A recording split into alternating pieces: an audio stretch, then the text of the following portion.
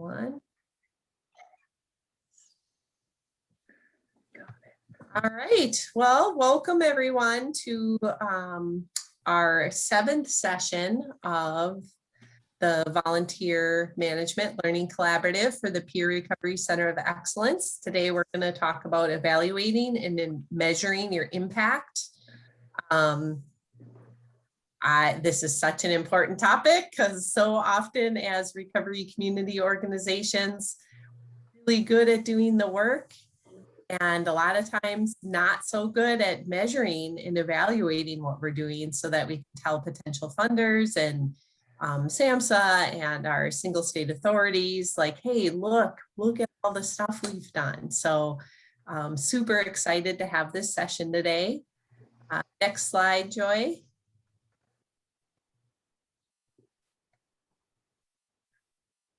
And this is our funding statement from SAMHSA. So it has our grant number on it and the views expressed both in written material and by today's presenter are not necessarily, do not necessarily reflect the official policies of the Department of Health and Human Services.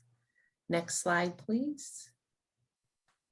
We have 4 core areas of focus at the Peer Recovery Center of Excellence. So we have a team that focuses on clinical integration of peer support workers, another team that focuses on building the capacity of recovery community organizations. Our 3rd team works directly with the peer recovery workforce. And then the 4th team is working on developing evidence-based and promising practices. Next slide, please. If we want addiction destigmatized, we need a language that's unified. And so the language we use matters. We don't want to refer to people as their disease or their diagnosis. We want to use person-first language always. Next slide, please. Just a little bit of housekeeping, if at all possible. We'd love to see your faces. So if the internet has the bandwidth and you can, please turn on your camera. Just a reminder that today's session is being recorded. All the recordings are posted to a Vimeo page, and Cindy just, I think, put links to that into the chat. We have our own landing page for a website for the Peer Recovery Center of Excellence that has all the materials for all the sessions. If you can, when you're not talking, keep your line muted so that we keep out the background noise. Hear all Joy's wonderful information. And then please, absolutely, we're a small group, so we'll have time to unmute if you have something to contribute. Otherwise, feel free to contribute in the chat. And next slide. And now I will hand it over to Joy, our lovely presenter for today. Thank you.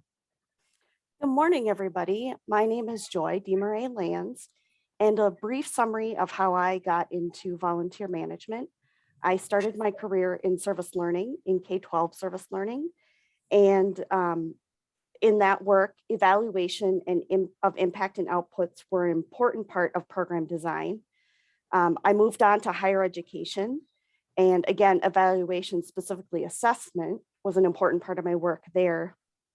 Then I moved back to K-12 where I worked for an organization called HOBY, Hugh O'Brien Youth Leadership, where I piloted a project. So evaluation was an important part of that project, but it was a pilot project. So it was a formative evaluation, which we're going to talk about.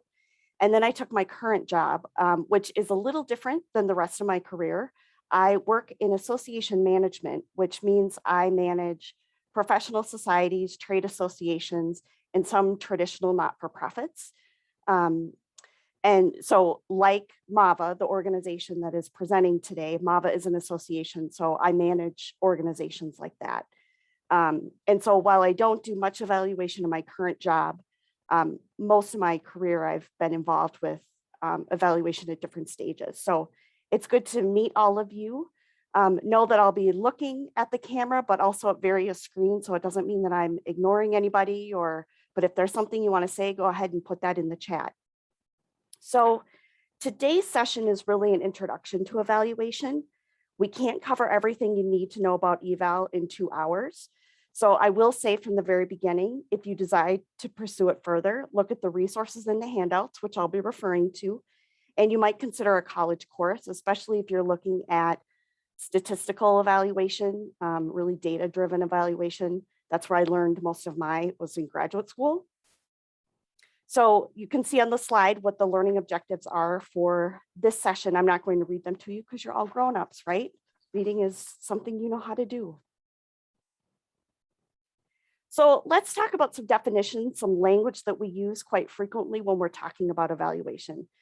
So evaluation in layperson's terms is really the process of asking good questions, gathering information to answer those questions, and making decisions based on those answers. The evaluation process includes planning, which should be a substantial part of your evaluation process, collecting the data or the information, depending on the type of evaluation you're going to use, and we're going to talk about different types, analyzing and interpreting information, and then reporting the results to the various constituencies that were involved in your evaluation. When we talk about volunteer program evaluation, we're really looking at a process that determines the strengths, weaknesses, and impact of your volunteer program, with plans to use the information to strengthen or improve your efforts. Any questions so far? Not seeing any. Okay.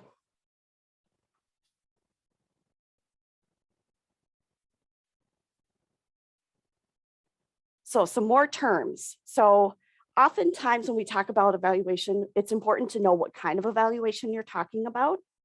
So you heard me use some of this language in the very beginning. So there's formative evaluation, which is during the program.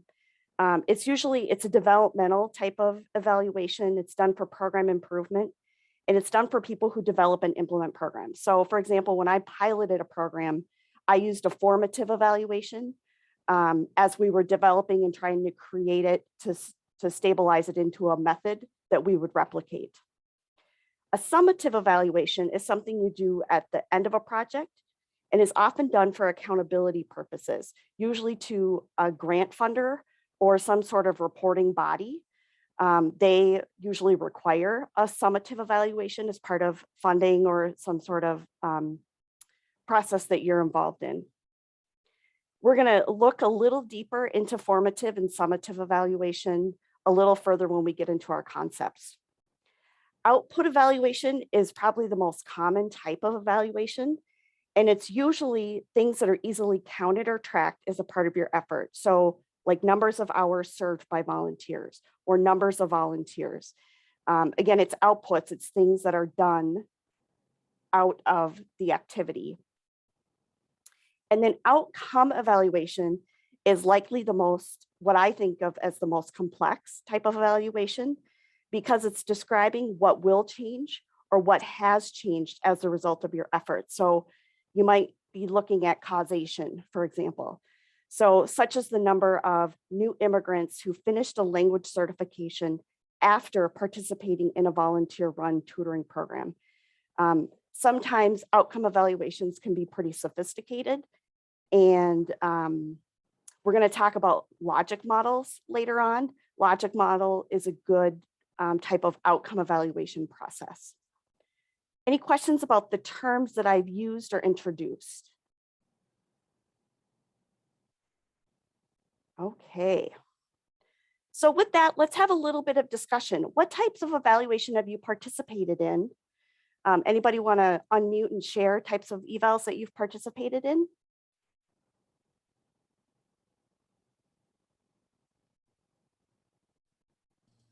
Are we talking? It's okay if you don't use the language correctly. Sorry, go ahead, Caddy. No problem. So I missed a couple of the previous meetings and I'm kind of coming in on the fly. So are we talking about specifically volunteer evaluations or evaluations in general? Let's talk about them in general. I think that's okay. Having had a long history in retail years ago and stuff, when I look at the evaluations, so when I'm new to the nonprofit world, new-ish to the nonprofit world, I think about the evaluation that we have to give to other stakeholders, and that's that is a little confusing to me. I've done a lot of evaluations of people for years, hundreds of reviews and evaluations and stuff. So I have a lot of experience there, but when we're talking about the nonprofit world, then I get a little woozy. That's okay. I think performance evaluation is a good example of an evaluation because you're trying to be as objective and data oriented as possible. So that's one thing that you can take from that experience and apply it to nonprofit evaluation. Anybody else have evaluation? Have any of you ever done a customer satisfaction survey? Right? Like you either at the end of some sort of experience or you get a receipt that they want you to call in for or email in for. That's a form of an evaluation. Some volunteer programs also do those types of evaluations, especially as part of maybe episodic volunteer program experiences. They want their short-term volunteers to give some feedback. Amber says recovery coach client evals, ADIS, and working toward the ability to do gain assessments. Any other evaluations you've been a part of that Elisa, you're aware of that there are evaluations?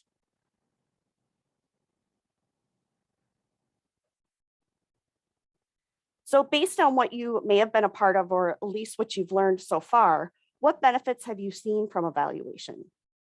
What are the advantages to doing evaluation? Enjoyed from a training perspective, completing a training eval at the end of a 40-hour, 46-hour session, you kind of get a feel from the listener or the adult learner of where the training is going. Did it meet the needs? Did it provide the information that you said at the beginning you were going to provide? Did they learn the content that you said you were going to train? Were they satisfied with the program, with the training? So those are the type of evals that I've done or participated in. Oh, that's a good example. Yep. So getting a sense of, especially because those training evals usually tie back to the learner objectives. So you assess whether or not you feel like you gained the things that the trainer wanted you to gain. That's a good example and a good benefit for the participant doing the evaluation, kind of wraps it up for you really well. Amber says they give us a baseline of data to move forward, especially in preliminary evaluations. They can give you baseline or benchmark data. It's also some advantages can be you have some data to then report to external bodies to validate the work that you're doing. Evaluation can be this big scary thing. It isn't that scary, but it does formalize when you say you've had an evaluation or an evaluation's been done on your program, it tends to legitimize your program to other external groups. So let's talk some more about some benefits to volunteer impact evaluation. So the information can be used to make changes, plans, or set goals. So depending on what data comes back from your evaluation, you may decide to course correct or make some fine tweaks to your program based on that feedback. It can help inform others about the impact and its value. So what's the impact of your program? What's the value of your program? It can tell other parties, maybe even potential funders, kind of to get buy-in from other parties. And when it's done well, it creates buy-in for the organization among those involved. Again, it helps to legitimize your program, especially if the evaluation shows good results, then people tend to have more support for your program long-term. So let's dig into some of these concepts a little deeper. So we're going to look first at kind of creating the evaluation. How do you design it? So we look at the information you want, the best process to obtain the information, and then who are the stakeholders that may be interested in your results. And we're on handout 4 too, if that helps. I'm going to scroll to my handout 4 so that. So we're going to dig into 6 key questions that really any when you're designing a program, you should be thinking about these 6 key questions. So the first question is, for what purpose is the evaluation being done? What do we want to be able to learn and decide as a result of the evaluation? So for example, we might want to know, how can we improve the volunteer program in order to better retain volunteers? Let's say it was an interview process, and they may have given some feedback to improve your program to help you keep volunteers longer term. What impact are volunteers having on our ability to offer programs? What's the number, quality, quantity of the volunteers, and does that impact your ability to offer more or different types of programming depending on the qualifications that those volunteers bring? The second question is, who are the audiences that will want this information? And we can look broadly, we can look general population, but usually we look at key constituents within an organization. So we think about board members, funders, and usually the entities or the groups that were involved in the evaluation. So volunteers, staff, the program manager, because they are going to want to know the results of the programs that they're engaged in. The third question is, do we have the support and involvement of those who will be able to carry out the results or suggestions arising from the evaluation? Very rarely are evaluation results perfect, meaning you're doing everything fantastic. So usually there's some areas for improvement. So if budget or programmatic questions are suggested, the people who make those decisions should really be involved in supporting the evaluation from the onset. The fourth question we look at is, what kinds of information are needed to make decisions and from whom? So again, if we're looking at retaining volunteers as part of our evaluation, if we want to know what will help retain volunteers, we could gather information from current and past volunteers, other successful volunteer programs, etc. And then fifth question is, what methods can be used to access that information? So do we want to do a survey? Do we want to do focus groups? What kind of, again, what's your methodology or what's your process for gathering data? And then finally, what roles will be taken and by whom? So who's going to develop or pilot test and approve the questions that you're using in your evaluation? Who's going to carry out the data, the analysis, and the interpretation of the results? And then who's going to present the material to appropriate audiences? Sometimes in a small organization, that's going to be one person. Other times it might be different people depending on their expertise. Any questions about the 6 key questions? And I'm not seeing anything in the chat, so okay. So let's have a conversation then. Have you ever been part of an evaluation that you suspect left out one of these steps? If not, let's pretend that you have, or let's anticipate what might happen if you leave out one of those key questions.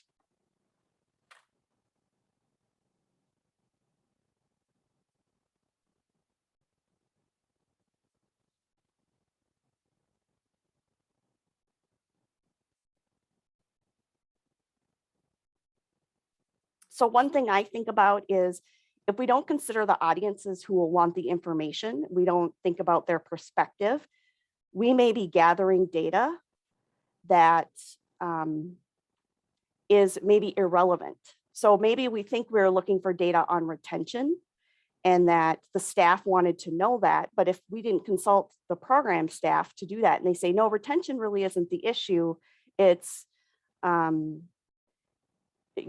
our volunteers, let's say we have a 90% retention rate, they stick along, we go through an entire evaluation looking at retention. Well, now the evaluation we've done is irrelevant.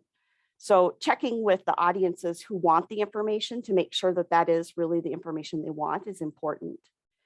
Or if we don't double check support and involvement of those who are carrying out the results, you might create some resentment from folks if they disagree with the results or they're not engaged in building. One training program I went through said something about those who are involved in help create it, support it. So if you're engaging people who you want to support the evaluation and the results in the end. You want to involve them in the creation. Amber says data of clients could be incomplete, irrelevant, or skewed incorrectly, and that's true. Your data could be skewed. So you want to make sure that you cover those 6 questions. Make sure your bases are covered, that people are involved, that you're considering all of the data possible. Laura says, I feel like most evaluations I've participated in did not lead to any change. The evaluation is done because it's required, but then nothing happens past that. Has anybody had that experience where the evaluation was done because we had to do it, a funder said, but they didn't necessarily adjust anything in the program? And it's hard to know if the evaluation was done in a way where the questions were asked and the outcomes of the evaluation said, here were the changes that needed to be made, or if it just validated existing practice and people thought it was great. Sometimes the results can be scary and they say, oh, the evaluation is telling us we need to make these changes. Those are too big or too significant for us to tackle right now. So I think it's an important thing to be conscientious of if you're designing and carrying out an evaluation. It's going back to that, who are the audiences that will want this information? If anybody's involved in an evaluation, they really ought to be recipients of the results of the evaluation, so they at least know what happened.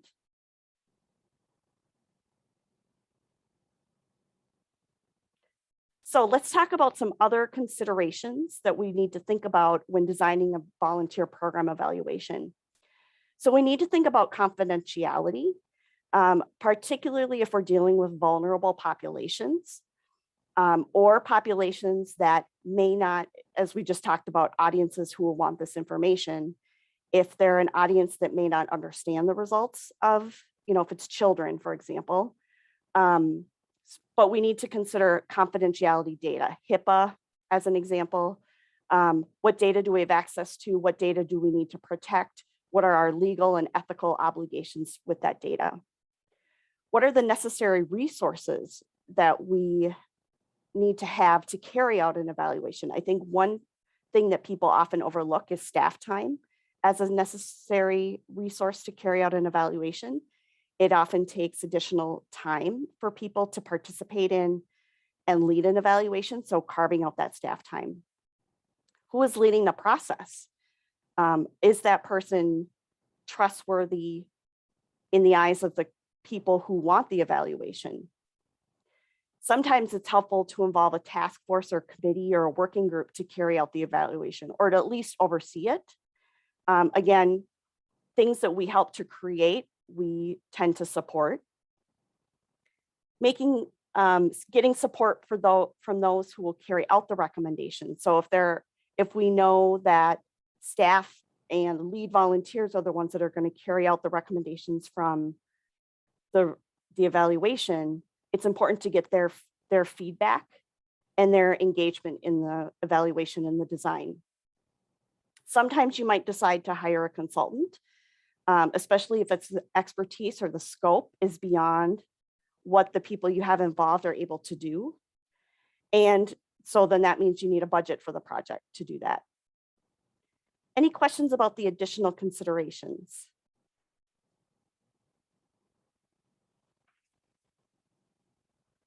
So while we're thinking about considerations, we should also think about when not to evaluate. And sometimes this doesn't occur to us until we're toward the end of the evaluation. We think, oh, maybe we shouldn't have evaluated, but it's important to think about these things in the very beginning. So the first is if the evaluation would produce trivial information. Can you think of an example of trivial information that an evaluation might produce?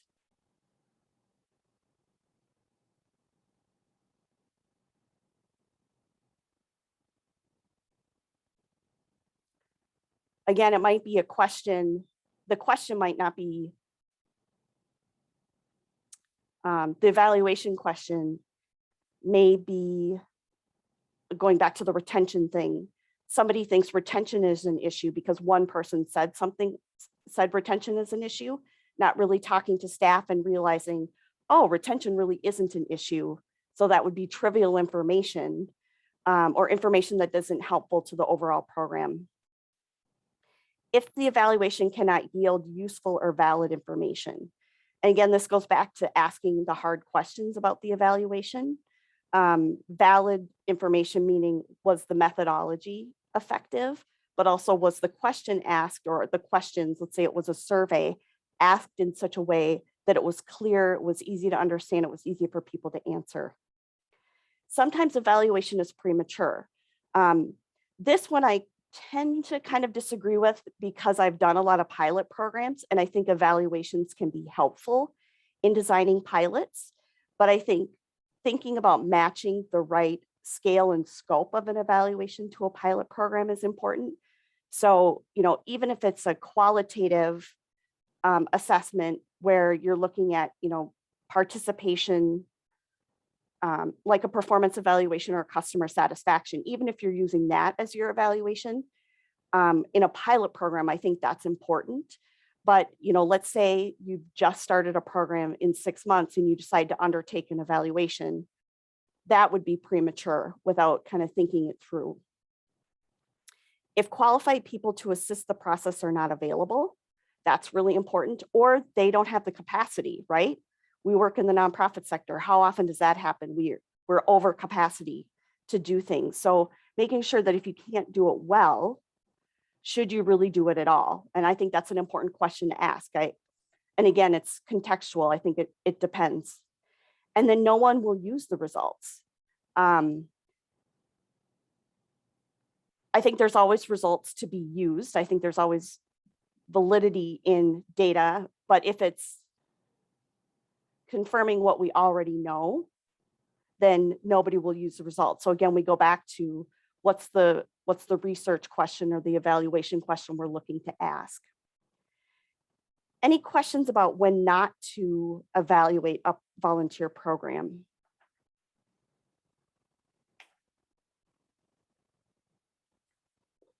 Okay, well, let's look at our second concept. And this is where we really dig into the common forms of evaluation.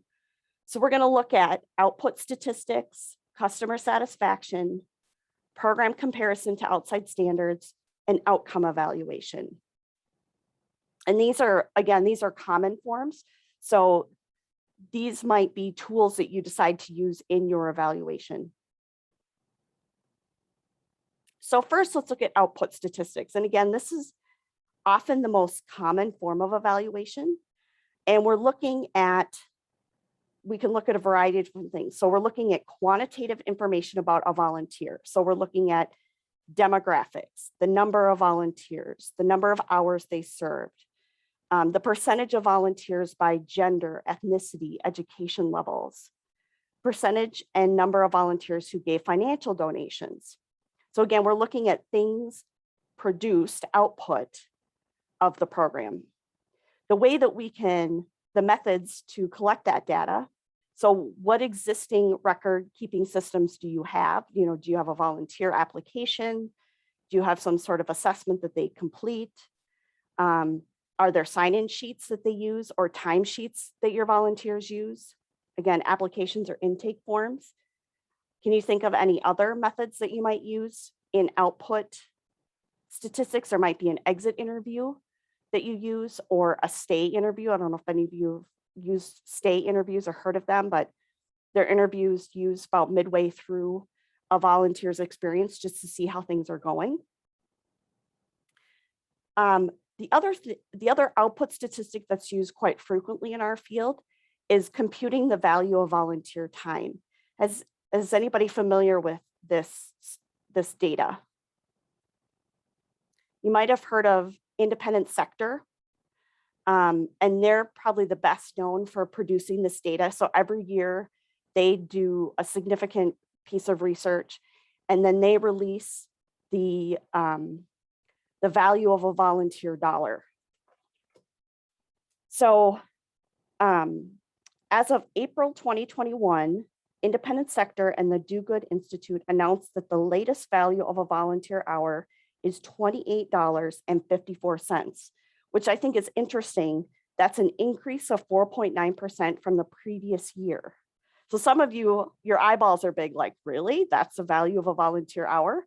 I think it's interesting, given the pandemic, that the value of a volunteer hour went up almost 5% in the year of a pandemic.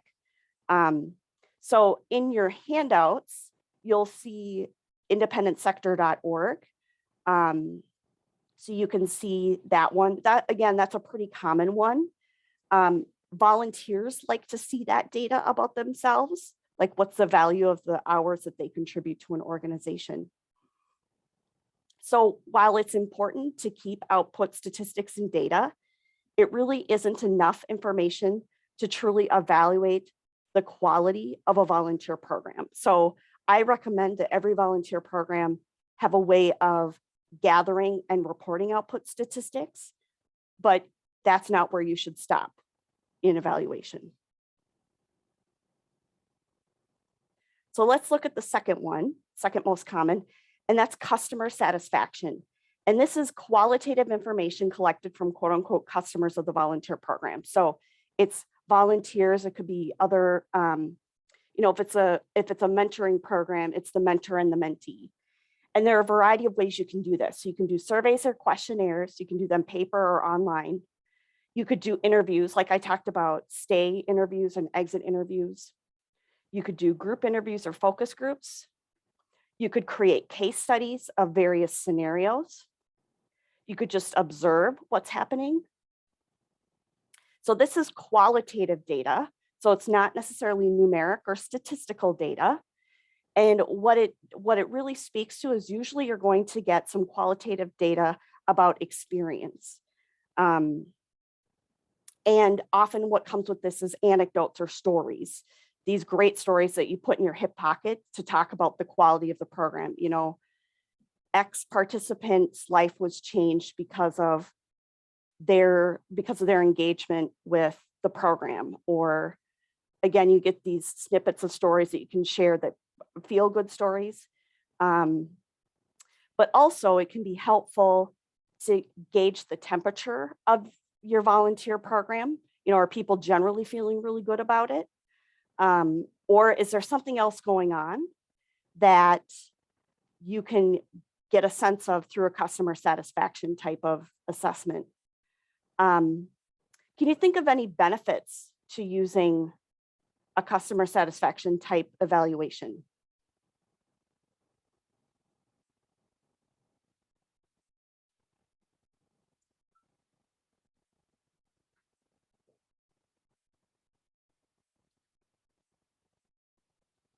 Anybody want to unmute and share? Oh, there's a chat. Okay. So Cynthia says honest feedback, especially if they know that, for example, the data or the feedback they're going to give is anonymous. The more likely it is that they're going to give really honest feedback about their experience. Christina says, yes, lots of customer satisfaction helps improve your organization. You know, you could even do, depending on the type of program you have, a quote unquote secret shopper experience. You think of any other benefits? I would say more specific feedback. So you might gain some knowledge about a gap that you weren't seeing before. Very good. Yep. Specific feedback, especially if you frame your questions correctly. Again, a trend or something happening, ideally early in the process, so that when you get the results, it's something that's fixable or adjustable. It can also be, surprisingly, I think to some people, can be a form of volunteer appreciation. Being involved in an evaluation, as long as you report it back to those volunteers, of course, they often see that as a form of showing your appreciation for their contribution. Can you think of shortcomings or challenges to this type of evaluation?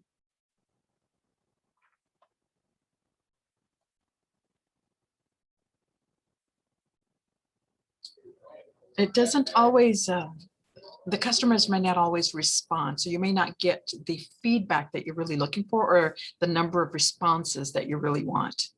Yes, that's a really important one. So you might not get the quantity of responses or even the quality, depending on the type you do. So this isn't the same thing, but a lot of my clients do events and they do evaluation events. And we often recommend that they do no more than 5 questions in that evaluation.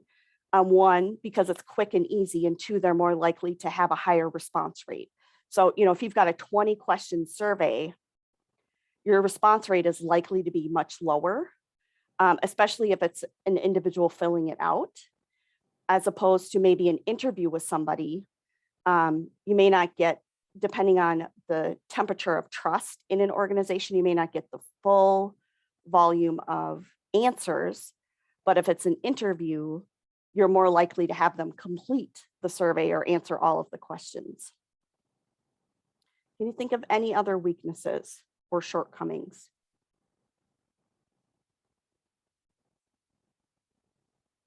Kind of relates to the next one we're going to talk about, which is standards.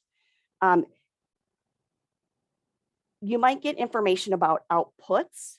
You may not get information about outcomes. You might get little snippets of stories, but customer satisfaction surveys or evaluations aren't necessarily the best tool to use to look at outcome. And we're going to talk about logic models in a little bit, but so again, fitting your method and your questions to the type of results you want is really important. Laura says some people tend to only participate in reviews or evaluations if they are really satisfied or really dissatisfied, so you could get skewed information. And that's totally true. Totally true. We often joke here in our organization that only the people who have something to complain about are going to fill out the evaluation. And at an event, we often joke that it's usually the food. So if the food doesn't go well, you usually hear about it in the survey.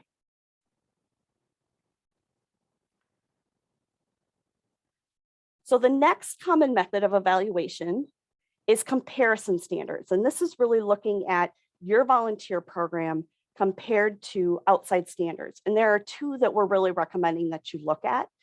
One is the Canadian Code, and I'm not very familiar with that.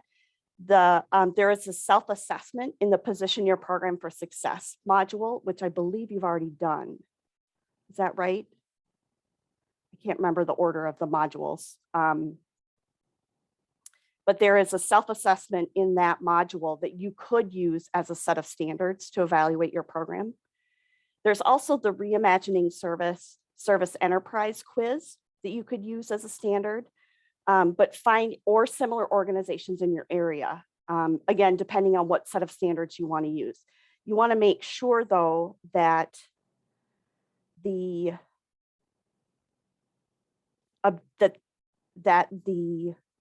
set of standards you're using are objective management standards created by an outside body or authority. So it's not just you talk to the volunteer coordinator at another organization similar to you, and this is what they say their standards are. It's important to have an objective set of data and standards to compare your program against. Can you think of some benefits to using comparison standards and comparing your program to an outside body?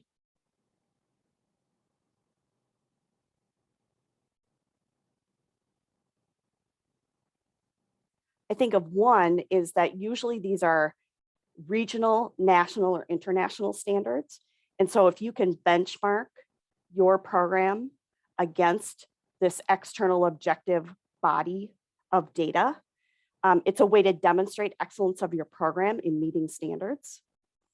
It can help you identify areas of weakness that may be greatly impacting your program that you're not aware of. Amber says it might show where you need improvement or where you are doing well. Again, so it kind of uncovers some areas. And it allows you to tap in and use expert information to help you develop goals for improving the program. So very similar to what Amber said. Some potential shortcomings or weaknesses of this one is this can be a really time-intensive process. I'll give an example. It's kind of an evaluation, but our organization is an accredited firm. So again, it's a third-party objective standard of set of standards that our firm has to demonstrate that we utilize in running our company. And it takes a lot of time and dedication, not only to meet the initial accreditation, but then to be reaccredited. So know that it's probably going to take more time than a typical evaluation. It may not be helpful if you don't take action after you identify areas needing improvement. We talked about that earlier in the session. And it can be challenging to compare your program to a generic set of standards, especially if you've got some nuances. Again, dealing in the recovery space, there may be some nuances that a generic set of national standards may not reflect well. So it may be wise to look for something that is better suited to your field, not just volunteer management in general. The last one, and I think of this as the one for the brave, is outcome evaluation. And this is really focusing on results, not activities. So it's looking at, here's what happened as a result of what we did. What has changed in the lives of individuals, families, the organization, or the community as a result of this volunteer program? So you're looking at examples of change. So things like, what is the knowledge gained? What behaviors were changed? What improved skills happened?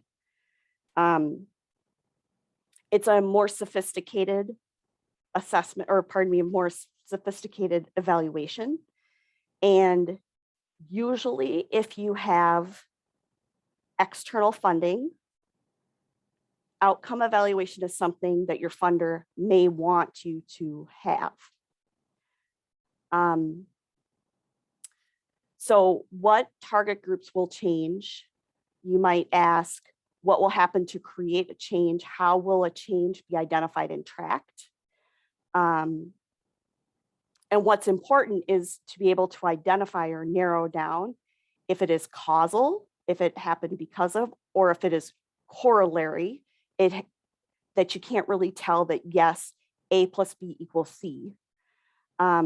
So this is the type of evaluation I really recommend if you're looking to do outcome evaluation, that you engage an external expert in helping you design and carry out, because there are a lot of moving parts to this kind of evaluation. Any questions about outcome evaluation?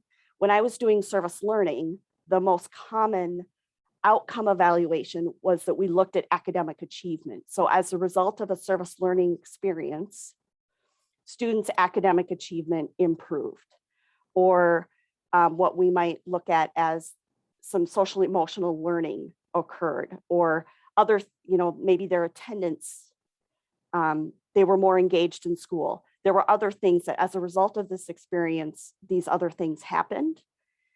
So again, outcome evaluation can be pretty complex.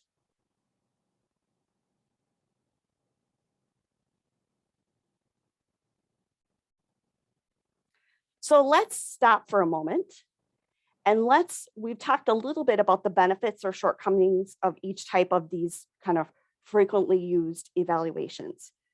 Can you think of, now that we've kind of thought about them as a group, are there ones that you are thinking, oh, that might lend itself well to my program? Since we already talked about benefits and shortcomings, I'm changing the question a little bit.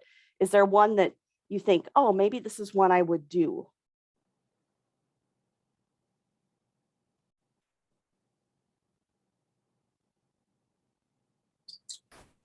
Joy, I'm thinking of the outcome evaluation simply because we're working with different, for example, we're working with Beyond Backgrounds. So looking at outcome evaluations, my two questions that popped up right away were, well, how many were served and what was the outcome of those that were served? Now, I did want to ask you again, causal it happened because of, or Yep.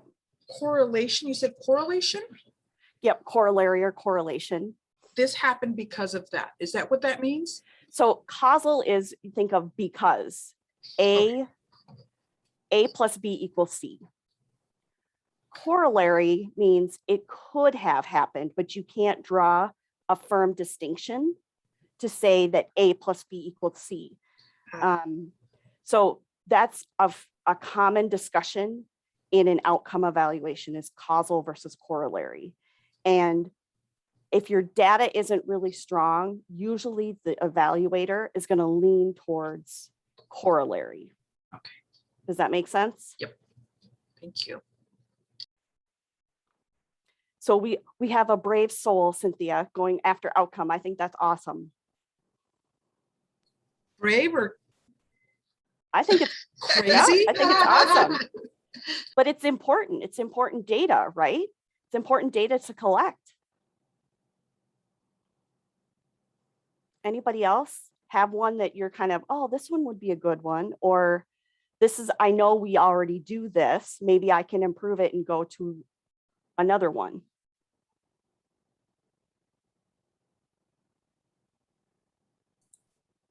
I know that we do the surveys with our organization of the customers. Okay.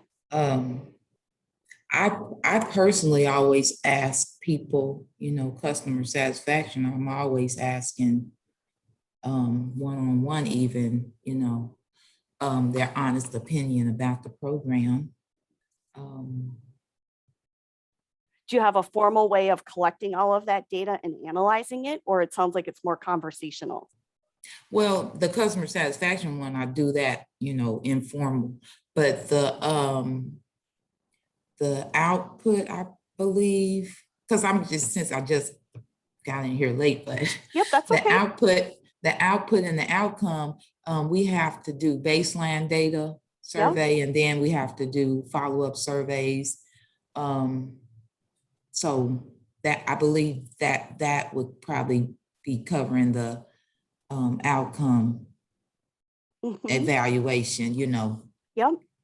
So. Yep, if you start with baseline data and then you show how that data may have changed, usually that's related to outcome.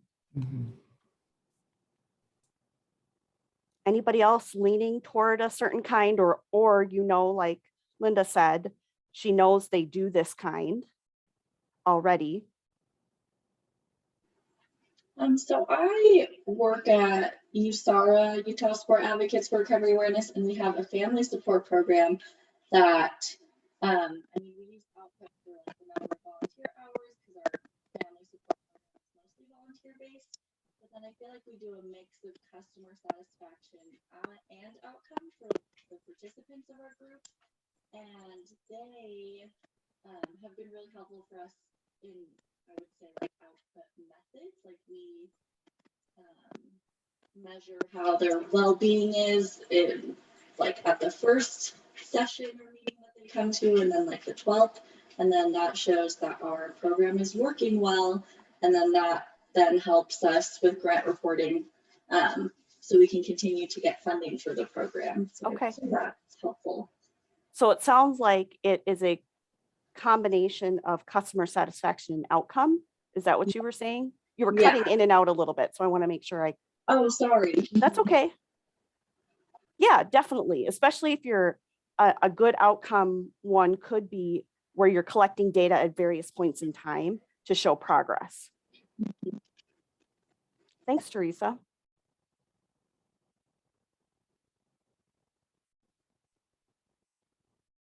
Well, we are running a little ahead of schedule, so I want to do a check-in and see if you would like to take a biology break or if you'd like me to keep going. Okay, Cynthia's got her thumbs up for biology break. Restroom, coffee. Okay, so my clock is showing 10:50.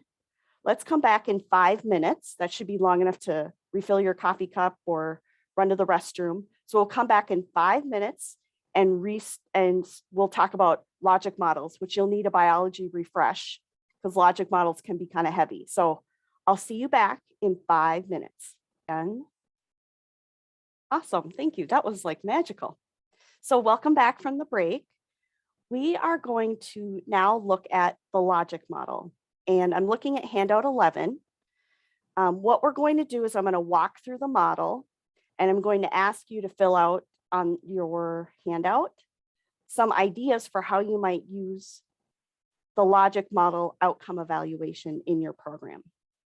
So first of all, the logic model is, it's a visual way and like it sounds, a logic model to look at the relationship between your activities and what you hope is achieved by those activities. So again, looking at outcomes and impact.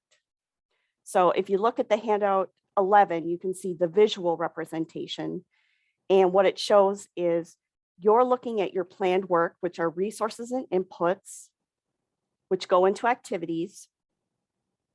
And then we look at outputs, which lead to outcomes, which lead to impact. So what I'd like to do is I'm going to walk through each one of those components of the logic model and kind of help. There's one activity called the so what activity that helps you really dig into it.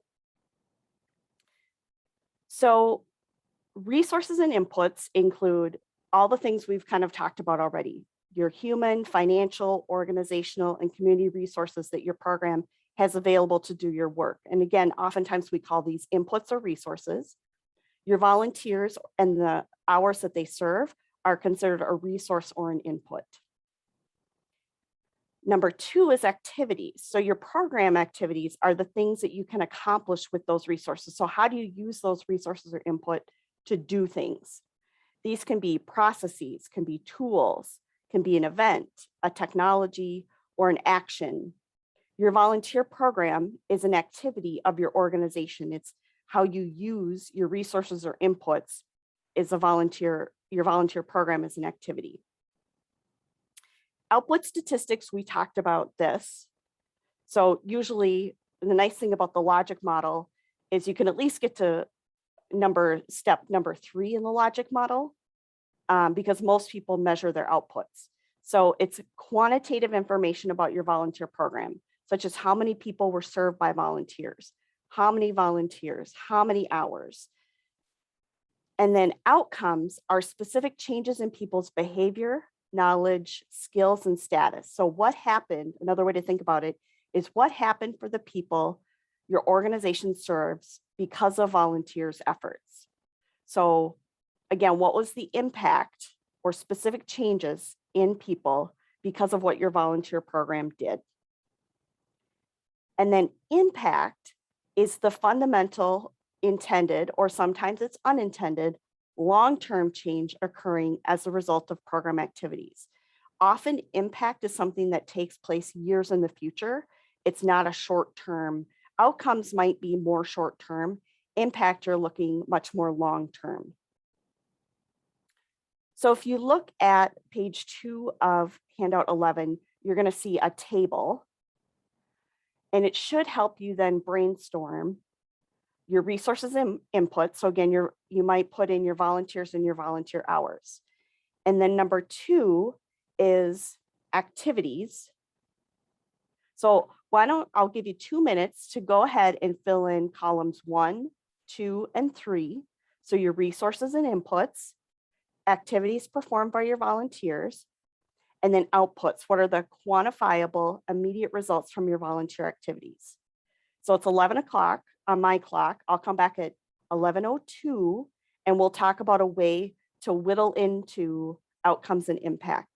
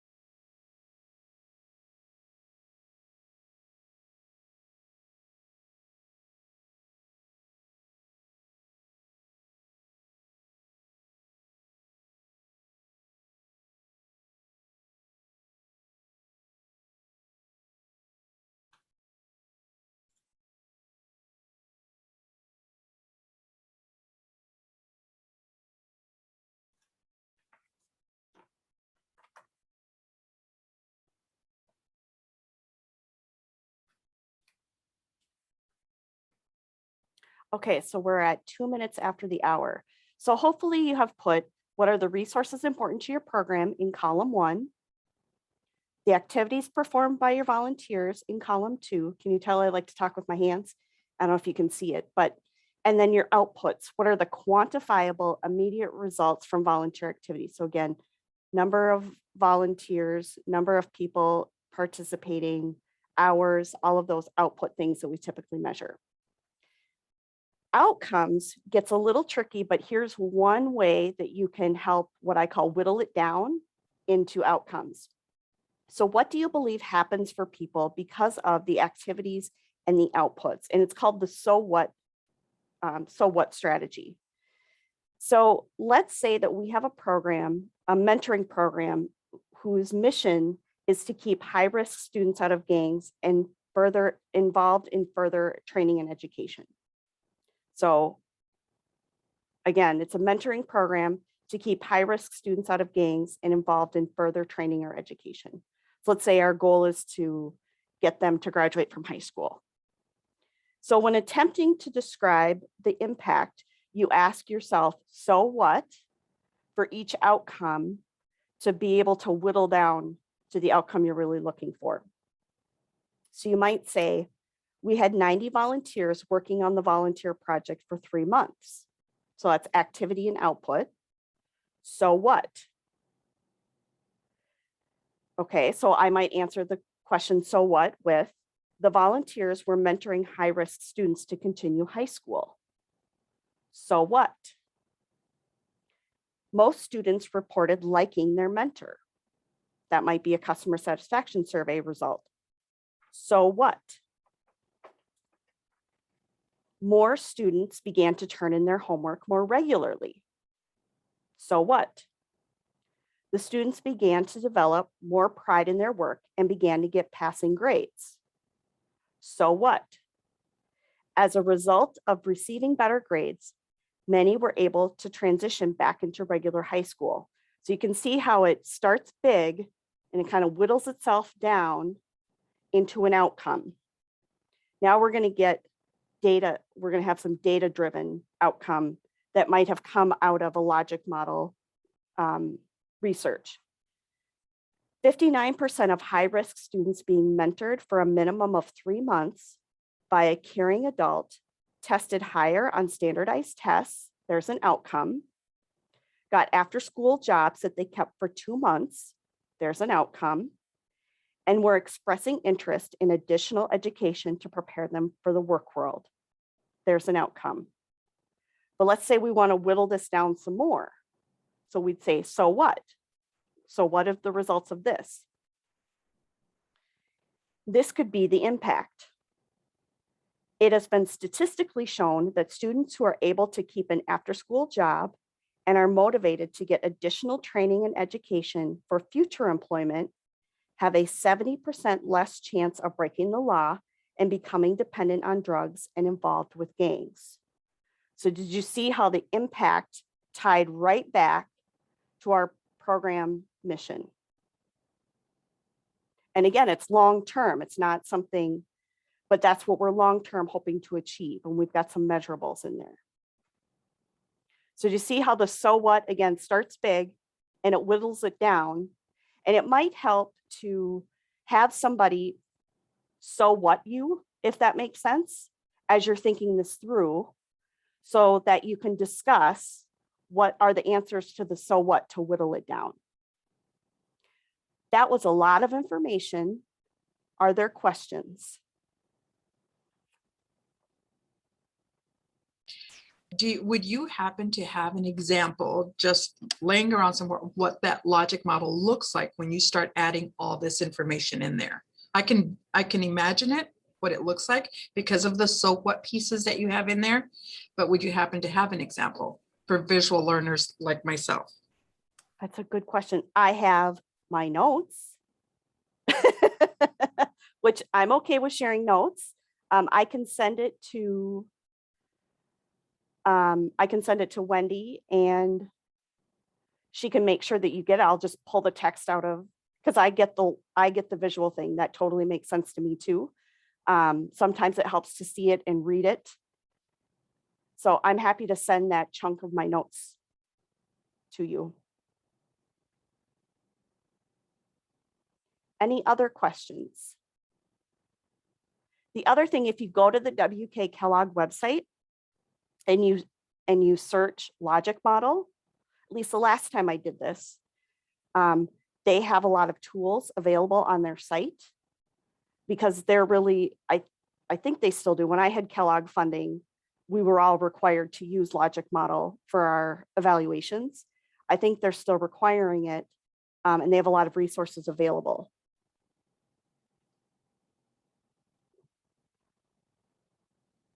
I hope that made the logic model a little more digestible because it can be really, it's heady, it's big stuff, especially when you get into the data and the statistical component. So challenging yourself to so what yourself through it helps you really get down to those outcomes and that long-term impact. And again, I would encourage you to so what with a partner so they can push you a little bit and help you finesse some of your language.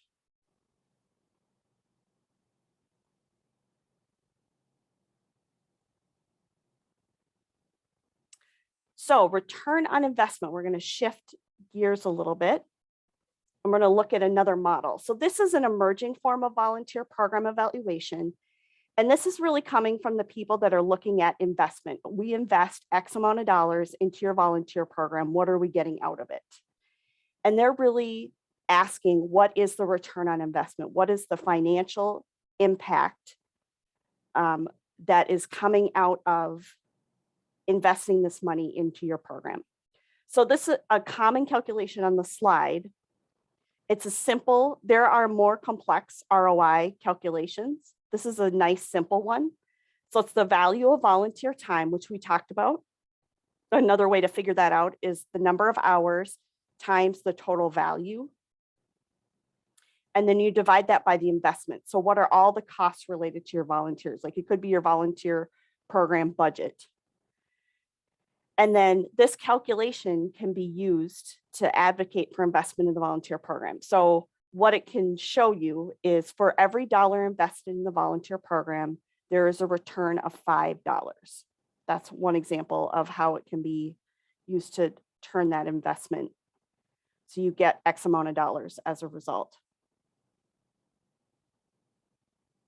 So it can be used to show the value of investment in volunteer resources.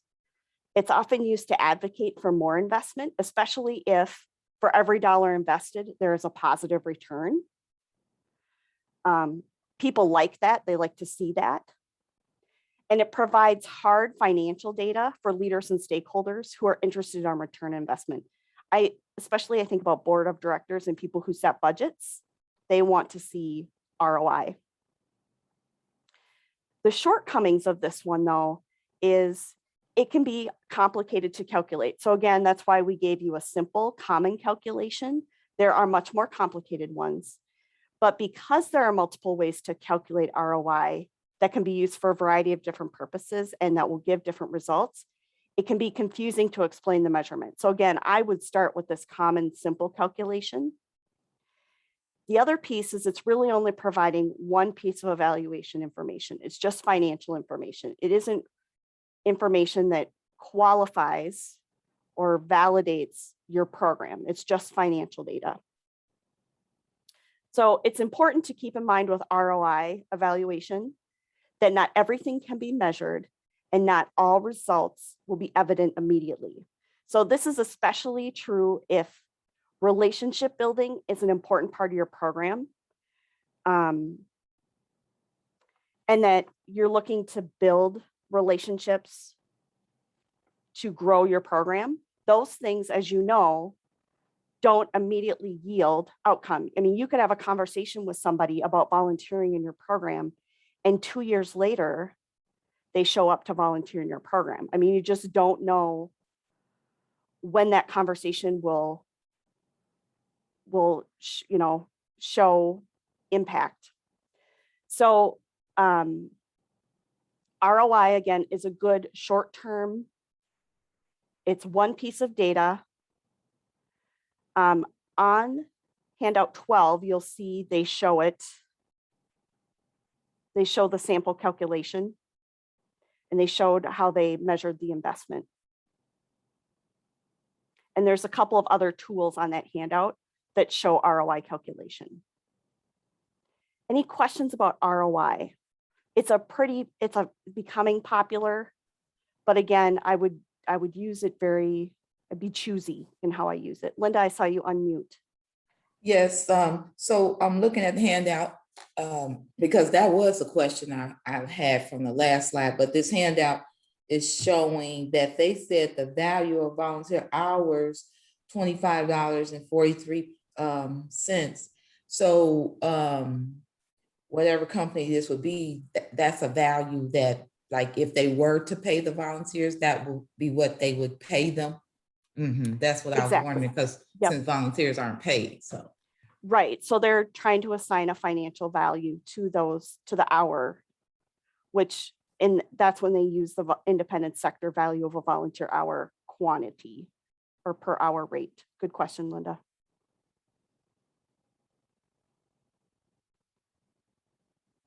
Okay. So our third concept, how do you do these evaluations, and again, could be a variety of different types, or maybe you have chosen one. How do you effectively communicate it to key stakeholders? And like we said in the beginning, this is an important part to consider in the design. So ideally, by the time you get to this part, you already have a plan for it.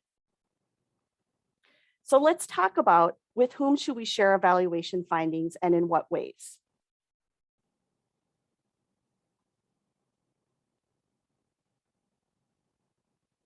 And if you want to cheat, you can look at handout 13, if that helps. That's what the good students do, right? They look at the handouts. Cynthia, you unmuted? Yeah, I was thinking about the board of directors. The board of directors, and they should always be, especially because they're decision makers about resources of your program, right? And ideally, you want to share the best news with them. But even if it's mixed results are still good to share with them, because that means there's opportunity to grow and improve. I think sometimes people feel protective over mixed results, or maybe results that show that a program may not be as effective as you might have thought. But if they know an evaluation is happening, it's important to still share those results. Amber says the community, state, volunteer, staff, etc. Laura says anyone who provides funding, grantors, donors, so they can see their money is going towards something valuable. And again, you might choose which evaluation findings you present to different audiences. So volunteers, for example, might want to know that quantitative output data, how many volunteers, how many hours, what's the value of a volunteer hour? Maybe they want to know the ROI, so that they know that their work contributes to X amount of dollars returned in the investment. But maybe the board of directors want to see an outcome evaluation. They want to see the longer term impact of your program. So it's being more thoughtful about what messaging and what audience fits with that messaging. I think it's also important to go back to the people who participated in the evaluation to share the results. And again, you might need to be choosy about what results you choose to share. And especially, I think, if there are critical or constructive feedback, what you're doing as a result of that feedback. So let's say retention is an issue. It's an easy one to pick on. You can say, as a result of this, the volunteer coordinator is going to start to do state interviews with all volunteers, or whatever activity or activities you're planning to do to tackle those areas of improvement. I think it's important to report back to the participants of the evaluation. Can you think of any other audiences and in what ways we might share them?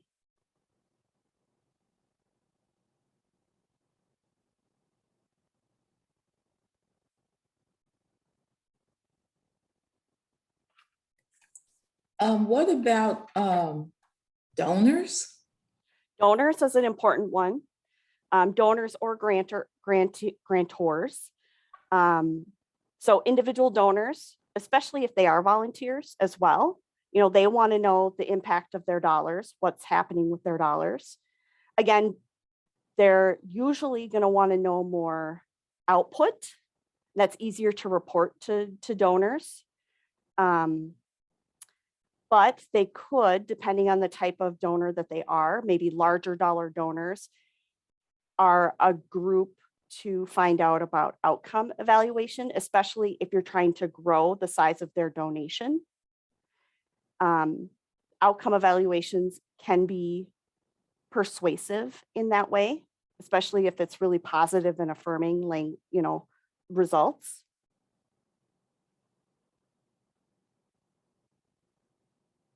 Well, let's look at a list. So volunteers, when we talked about that, especially volunteers and staff, whoever participate, again, if it makes sense to report to them. The executive team, and this may be an opportunity too, when you think about positioning your program, sharing the results of an evaluation with the executive team as a way to position your program effectively is kind of gets 2 for 1, right? You're getting your program in front of this group and you're sharing hopefully some positive evaluation results. Clients, funders, those who offered their insights or helped you gather information. So again, anyone who participated or helped. And then there could be other constituencies depending on your agency. Sean says law enforcement and hospitals showing outcomes that can reduce their contacts with peers.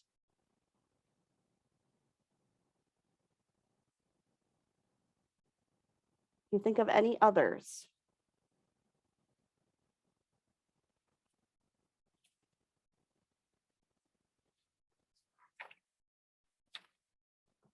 We're running way ahead of schedule, so could have given you more biology break time.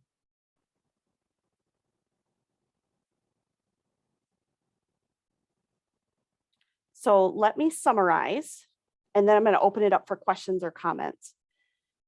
So going through and answering those 6 key questions is really important before designing your evaluation. Even as you're thinking about it, those 6 key questions can just be this sheet in a notebook that you are randomly thinking about your evaluation before you decide to undertake it. It could be a brainstorm list, could be a tool that you provide to your advisory committee for people to think about and for you to gather some additional feedback or comments as you're beginning the journey of an evaluation. It's important to select the appropriate form and methods for the information needed.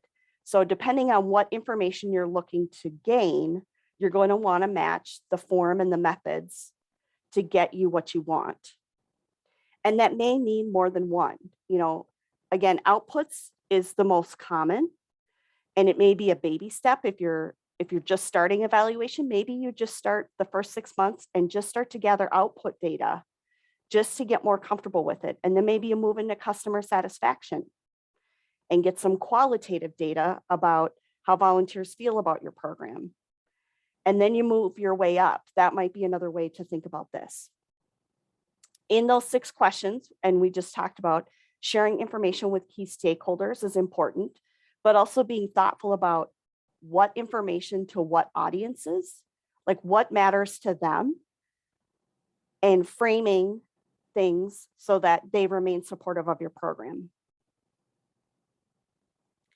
Handout 15, and I'm going to jump to it myself, contains a ton of resources on volunteer program evaluation.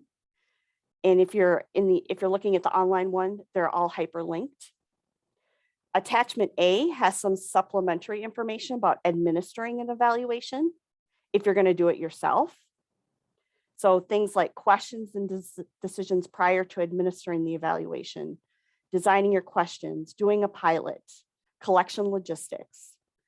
Attachment B talks about some common pitfalls and suggestions for how to design evaluation questions. And designing good evaluation questions and getting feedback is really important, because how well your question is, your research or evaluation question is designed, can make or break the success of your evaluation.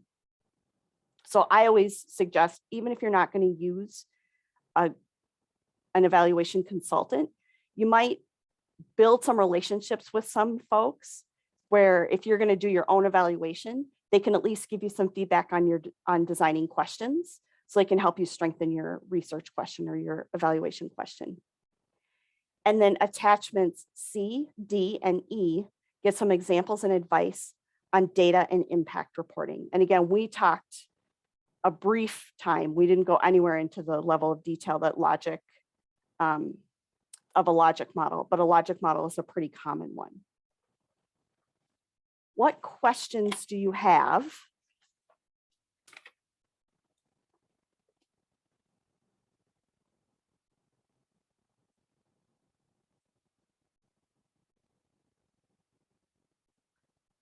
Joy, She's got her finger up, yes. yeah, do you have a, oh, gosh, the phone is ringing. Do you have a different link to Urban Institute's Perform Well? When I try to open it, it doesn't work. Oh, If there's an error on that one. let me write that down.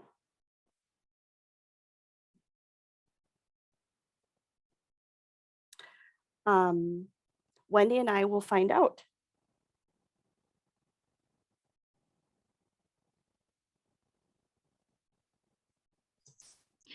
Cynthia, could you point me in that direction again? You said Yep, on it handout. is Urban Institute's Perform Well link that is on page 24 at the bottom piece on page 24, attachment C.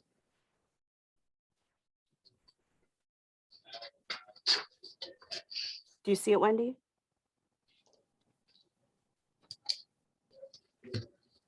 Page 24.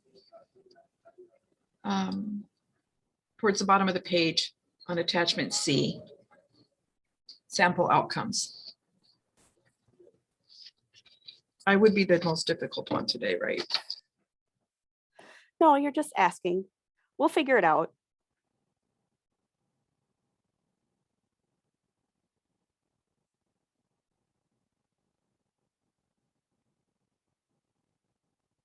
What other questions do you have? Oh, there's somebody in the chat. Amber has a macro question. I don't believe we were ever told whether or not we will receive a certificate or something at the end of this training series. I will defer. That may be a Chris question. Yes, so we will disseminate certificates of attendance. We don't do CEUs. Oftentimes, our certificates of attendance can be used with your state licensure and certification boards. So, but yes, I will send you a link after the last training on how to download and print your certificate. Okay.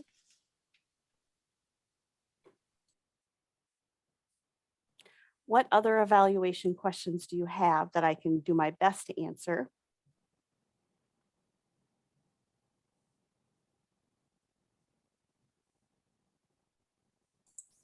I don't have a question, but I did just put in Perform Well, and it did take me to Urban Institute website, so Okay. that link isn't working, but I did just, put Perform Well in the URL and got to it that way. Okay. Thank you, Linda. Might just have a minor spelling error in the URL. Yeah, I'm looking into it right now, and I may need to ask my coworker, who's really the expert on the handouts and the links within them. And I am happy to email Chris and Cindy a new version once we've got it figured out. I'm sorry about that. And Cynthia, per your request, I will take that so what text from my notes and send that to Wendy and Chris so that they can get that to you. Well, let's close by sharing one thing that you took away from the session today. Who would like to start? This was a very good resource, very good training today. Thank you so much. We were able to really capture a lot of information that this is going to help us with our very first measuring tool that we need to develop and we need to implement. So thank you. Great, thank you. I will fully confess I've been half here. I'm true transparency, 9,000 things going on, just like everybody else on this call.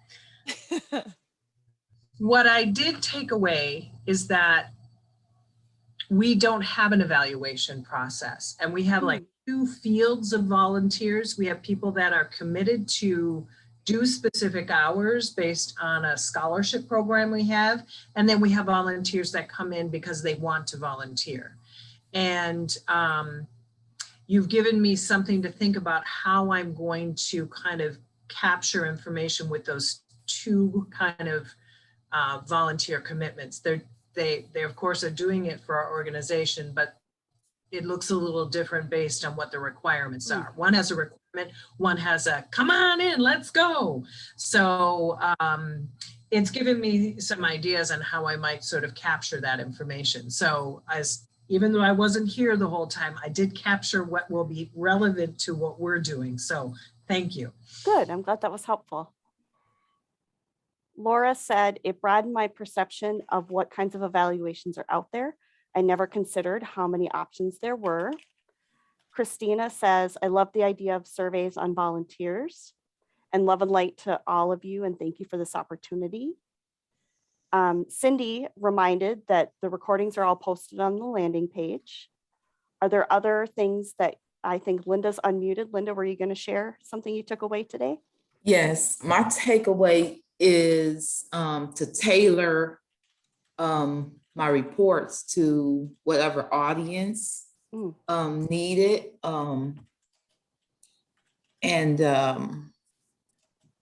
And we do have that in our program where we can pull reports and things and different grantees, and you know, they look for certain information. So but also that not just the grantees need to get feedback or the results, but the other groups give results to the volunteers even, you know. I don't think I necessarily thought about how important that might be. Great, thank you, Linda.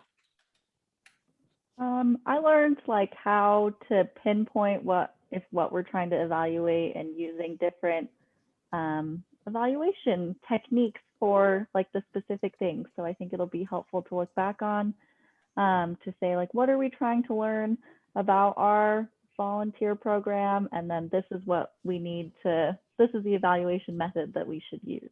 So that was helpful. Well, good. Thank you, Teresa. Any other takeaways? Jasmine says this has been very helpful.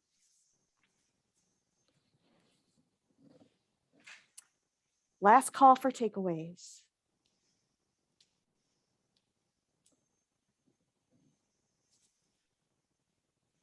Okay. Cindy has posted the next session. Chris posted the next Ask the Expert session. If you've got additional questions after this, you can send them to, you know, Cindy, Chris, or Wendy, and they can get them to me, or they also have evaluation knowledge, so they can share that as well. It's been a pleasure to spend the morning with you, and best of luck, and thank you for your service. Thanks, Joy. That was great. I learned a ton. I took notes. And again, just a reminder, I know we posted in the chat, but we do have a couple Ask the Expert sessions left, and that's your opportunity to bring those really specific questions that you want to drill in on. So like Cindy, Cynthia, I'm sorry, if you you know, if your team is working on an evaluation, feel free to bring those into that Ask the Expert session, and we'll, you know, you can get some hands-on support around that. Otherwise, again, if you have any questions, email myself and Cindy Christie, and we will get answers. So we'll get the question to the right people to get you some answers. Thanks, everyone. Have a great day. Thank everyone. you. Have a good Thanks, one. and Bye. thank Hi, you, Caddy. Joy. Bye, thank you. Bye, all.